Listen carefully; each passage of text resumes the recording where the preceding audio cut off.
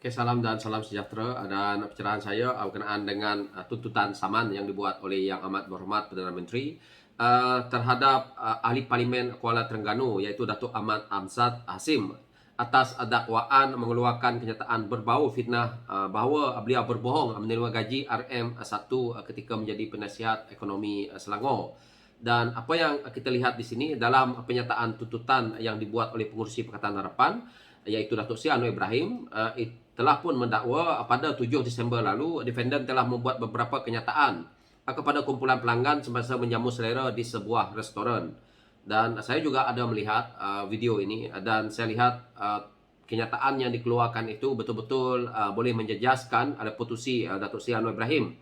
Dan dakwaan yang dibuat oleh Presiden PKR dalam kenyataan itu bahawa diterbitkan semula di aplikasi TikTok di bawah nama Nelly 3868 pada hari yang sama iaitu 7 Disember dan mendapat tontonan melebihi 4,980 dan juga komen 62 komen serta 116 tekan butang like dan 18 butang favorite, dan yang mana kita tahu juga melibatkan 50 perkongsian. Daripada apa yang saya lihat di sini, yang paling berbahaya adalah 50 perkongsian ini, kerana daripada apa yang telah pun dibuat iaitu 50 perkongsian boleh menyebabkan beberapa ribu lagi tontonan. Bayangkan satu kali dia buat tontonan itu 4.900. Jika kalau 50 kali kita boleh kalikan dengan lebih kurang 1.000 tontonan, dah pun 50.000 tontonan. Jadi ini amat berbahaya lah.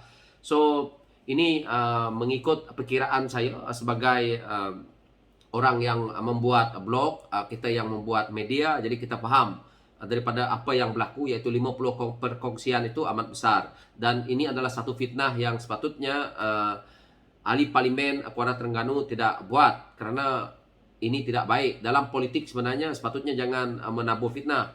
Dan apa yang kita lihat daripada apa yang dia buat ini, akibat dia kenyataan fitnah ini antaranya membawa maksud yaitu beliau, iaitu Datuk Seri Anwar Ibrahim tidak boleh dipercayai serta tidak jujur mengenai penerimaan jutaan ringgit daripada Kerajaan Negeri Selangor sebagai penasihat ekonomi, menipu orang ramai dengan menyatakan menerima gaji RM1 sebagai penasihat ekonomi serta melakukan kesalahan jenayah dan mengkhianati mandat rakyat.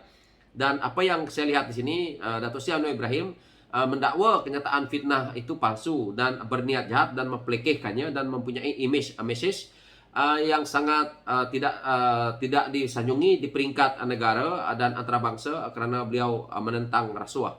Dan apa yang kita lihat di sini juga, beliau mengecam semua dakwaan terhadapnya mengenai penerimaan gaji RM15 juta dan tuduhan jenayah lampau yang dibuat itu adalah bermotif politik. Jadi kita tahu bahawa kenyataan yang dikeluarkan oleh ahli Parlimen Kuala Terengganu ini boleh menjejaskan imej yang amat berhormat Perdana Menteri. Dan sepatutnya kalau nak menang pun dalam politik sepatutnya keluarkan idealisme. Tetapi inilah masalah kepimpinan PAS ataupun kepimpinan yang ada dalam Perikatan Nasional. Mereka bermain dengan isu-isu yang mana boleh membuatkan rakyat percaya, tetapi hakikatnya ini adalah satu fitnah yang akhirnya menular ke mana-mana, dan akhirnya apabila rakyat menyokong beliau sebagai ahli politik untuk menjadi pemimpin tetapi tidak mempunyai kualiti kerana otaknya hanyalah untuk membuat fitnah selama-lamanya demi kuasa. Tetapi rakyat perlu sedar bahawa sekarang beliau telah pun menjadi ahli politik dan menjadi ahli parlimen yang mana mewakili tuan-puan yang berada di kawasan itu. Adakah kita melihat ini satu perkara yang baik? Dan kita tahu hari ini fitnah yang dibuatkan terhadap Datuk Seri Anwar Ibrahim. Dan kita pula lihat Kelantan dan Terengganu hari ini pun dilanda banjir. Siapa yang turun padang?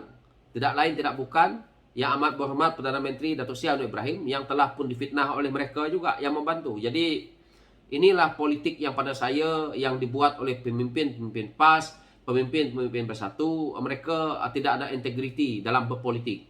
Mereka menggunakan isu perkauman, isu agama, dan akhirnya mereka akan membuat fitnah jahat yang mereka tidak nak buat usul periksa dulu, tetapi mereka main redah saja dan akhirnya akan disaman. Dan ada pula orang tanya kepada saya isu ini, iaitu adakah Datuk Seri Anwar Ibrahim koyak setelah menjadi Perdana Menteri? Ini bukan isu koyak, ini bukan isu mental kuat atau tidak. Ini adalah isunya integriti ataupun kita tidak boleh lagi membiarkan. Kalau kita lihat apabila Pakatan Harapan menang pada 2018, apabila kita membiarkan fitnah-fitnah ini terus menular dan akhirnya permainan itu kita boleh dengar, yaitu PH hancing, PH 22 bulan. Ini adalah satu permainan fitnah yang telah dibuat oleh mereka, naratif. Tetapi akhirnya kita PH membiarkan isu itu dan akhirnya sehingga kan kita jatuh dan sehingga kan kita cuba apabila berkempen mereka tetap memainkan isu itu di media-media sosial oleh walaon-walaon mereka-mereka yang tidak bertanggung jawab.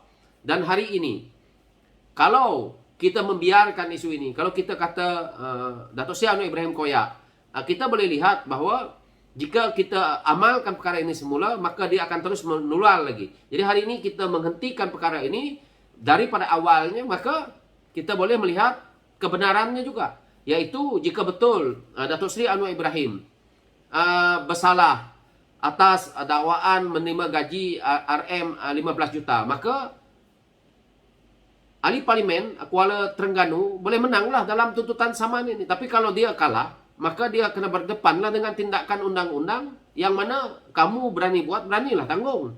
Itu sahaja. Jadi saya lihat daripada sisinya yang beberapa kali mereka buat fitnah ini dan akhirnya beberapa orang juga kita lihat telah pun disaman oleh Datuk Seri Anwar Ibrahim. Ini adalah satu tindakan yang pada saya sangat baik buat masa ini, kerana kelajuan media kita ini mengatasi segalanya. Yang mana kalau kita post sesuatu perkara itu dalam waktu 1 minit, kita boleh mencecah ribuan, jangan main-main. Jadi ini adalah amat berbahaya, bukan zaman dahulu. Apabila kita buat satu benda yang melibatkan media ni, dulu kita menunggukan media-media kerajaan ataupun akhbar-akhbar yang melibatkan tulisan, dan kita boleh tarik balik benda tu dengan segera. Tetapi benda ni kalau dah di-share 50 orang, 50 kali share, bukan 50 orang, 50 kali share, kalau tontonan yang ada pun dah menghampiri 5,000, bayangkan kalau 50 tu kali dengan 5,000, sudah berapa tontonan di situ. Jadi ini amat berbahaya. Fitnah yang seperti ini perlu dihentikan. Dan apa yang saya lihat di sini, benda ini juga telah pun diberi amaran oleh Yang Amat Berhormat Perdana Menteri berkenaan dengan isu padam video itu, tetapi dibiarkan dan akhirnya tuntutan dibuatlah. Dan di sini juga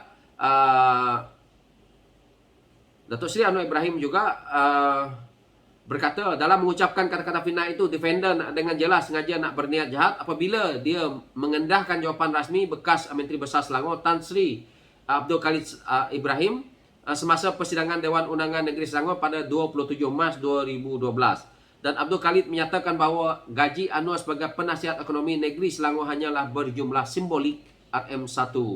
Jadi ini sepatutnya sebagai rujukan kepada ahli parlimen Kuala Terengganu, bukan membuat tomahan palsu ataupun cuba untuk mengaitkan Datuk Seri Anwar Ibrahim menerima ganjaran. Patutnya dia bersyukur kerana kita tahu Datuk Seri Anwar Ibrahim menjadi Perdana Menteri tak ambil gaji. Kenapa Yang Amat Berhormat yang ahli parlimen Kuala Terengganu ini meroyan berkenaan dengan isu ini? So pada saya jangan buat fitnah lah sebagai ahli politik. Jika nak berkuasa, jika nak menyara anak bini dengan gaji daripada politik ni, itu adalah duit rakyat. Jadi begitu juga pemimpin-pemimpin yang lain. Sedar, kamu nak ada bini 4-5 menyara, itu adalah daripada hasil duit rakyat. Kamu tak sedar ke? Ini kadang-kadang pimpinan PAS mereka tak sedar. Dia ingat makan gaji daripada ahli parlimen, daripada adun ni. Dia ingat itu duit mereka. Memang betul duit mereka dibayar gaji, tapi itu duit rakyat mulanya. Jadi kamu orang menyara anak bini, yang mana kita tahu seperti mana Datuk Seri Azalida cakap di sebelah sana tu, yang dia kata mempunyai isteri sampai 4 tu, kena ingatlah itu duit rakyat yang kamu sara anak bini makan. Lepas tu daripada fitnah yang seperti ini tidak baik lah. So itu saja pencerahan saya berkenaan dengan isu ini. Sekian, terima kasih.